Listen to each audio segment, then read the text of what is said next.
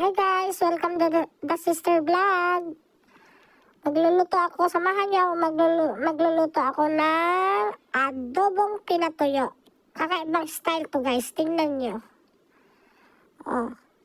Yan. Prituhin muna natin yung gigisa muna natin yung karne. Tingnan niyo lang. Ano ko to ha? Sariling version ko lang yan. Ayan. Ayan, gisa-gisa. Gisa-gisa lang. Hanggang siya yung ma-brown-brown. Ayan na. Ayan, nilagay ko yung bawang na durog. Durog na bawang. Ayan. Oh, ang daming bawang, no? Ayan, guys, ha. Tingnan nyo. At masarap yan. Sariling version ko lang yan, guys. Sariling version ko lang. Bahala na kayo kung gayahin nyo o hindi. Ayan.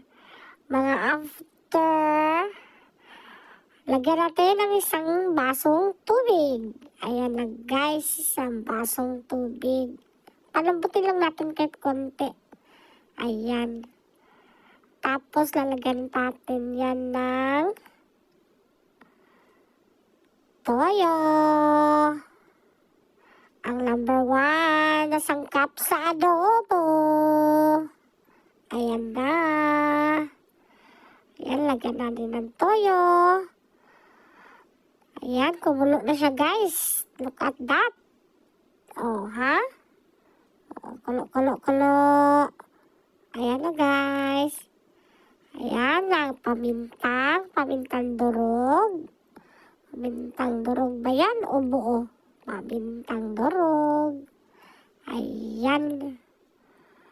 Tapos, dahon ng laurel ng pangpaswerte. Pangpaswerte daw yung laurel, guys. Lagay nyo daw yan sa wallet. Pangpaswerte daw yan dahil mabango. Laurel, baka naman. Ayan. Lagyan natin ng suka. Konti lang, guys. Ang suka. Ayan.